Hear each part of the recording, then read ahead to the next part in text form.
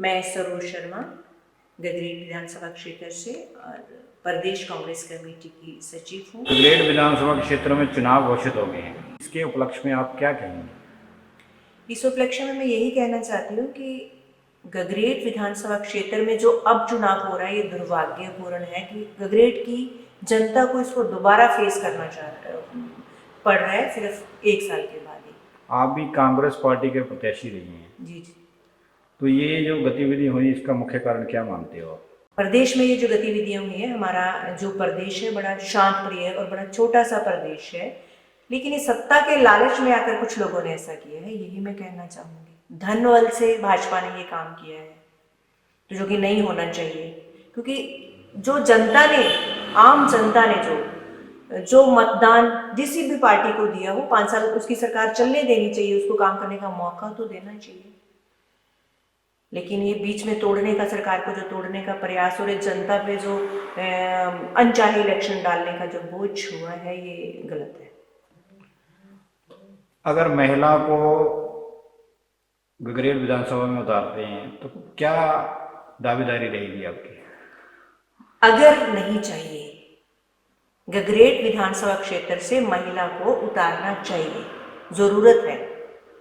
उसका कारण ये है कि हमारे पास विधानसभा क्षेत्र में एक भी महिला विधायक नहीं है जो महिलाओं की आवाज को उठा सके, जो पार्टी की आवाज को उठा सके या आम जनता की आवाज को जो है वो आगे ला सके।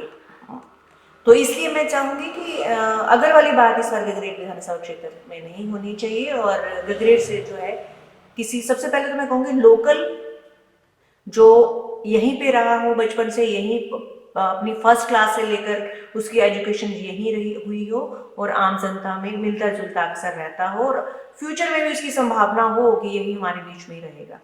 और उसके बाद महिला हो तो ये बहुत ही अच्छी बात है, और महिला जो है वो बड़ी ईमानदारी से काम करती है, बहुत ही ईमानदारी से काम करती है कंपेरेटिवली। तो इसलिए महिला को प्रत्याशी बनाना चाहिए, चाहे कोई भी हो, लेकिन महिला को प्रत्याशी बनाना बहुत आवश्यक भी है। ये आज की मांग भी है, क्योंकि हर पार्टी जो है वो ये कहती है कि मतलब हम महिलाओं को सम्मान देते हैं, हम महिलाओं को बराबर का दर्जा देते हैं, तो यहाँ आरक्षण की आवश्यकता या आरक्षण का इंतजार क्यों? अगर आपको कोई कैपेबल महिला लगती है तो उसको टिकट भी देना चाहिए पार्टी को और उसको प्रत्याशी भी बनाना चाहिए। विधायक चाहे ये है चाहे किसी, जो भी भागे हैं अपनी पार्टी को छोड़कर या अपने जनता की वोट को लेकर जनता को धोखा दिया, तो उनको बागी कहेंगे और क्या कहेंगे जी। आप भी कांग्रेस पार्टी अध्यक्ष रही, ऐसी गतिविधियां का अनुमान नहीं था क्या आपको? नहीं, ऐसी गतिविधियों का बिल्कुल भी कोई भी अनुमान यहाँ आभास भी नहीं था कि ऐसा इतनी जल्दी होगा और ये मतलब ऐसा हमारे विधायक कर देंगे, ऐसा नहीं था दिमाग में।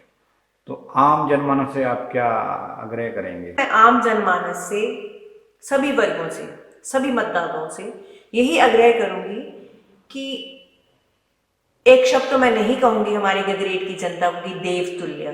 क्यों? क्योंकि अगर हम जनता को देवतुल्य मानते हैं तो हम सबसे पहले मतलब देवता को ही पूछते हैं।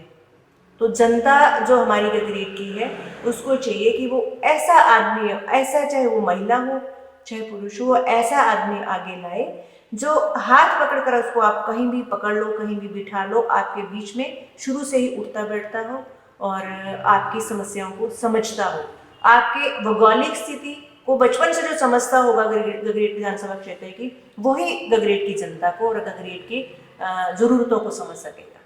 तो आप क्या संदेश दोगे गगरेट वासियों को? मैं गगरेट वासियों को यही कहना चाहूंगी कि महिला होने के नाते अगर आप मुझे आगे लाते हैं या मुझे ऐसा कोई मौका मिलता है तो मैं आपके मतलब सपनों पे पूरी तरह खरा उतरूंगी।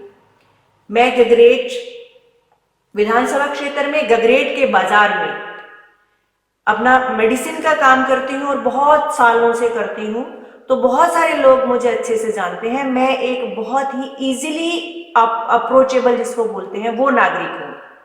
तो आप मुझे कभी भी यहाँ मिल सकते हैं, कभी भी मुझे अपने दुखों को सुखों को साझा कर सकते हैं। तो इसलिए मुझे अगर आप मौका देते हैं तो मैं सेवक के लिए और तैयार हूँ, और पार्टी अगर मुझे मौका देती है तो तैयार हूँ, और मैं अपना तन मन धन पूरी तरह से जनता के लिए समर्पित रहूँगी।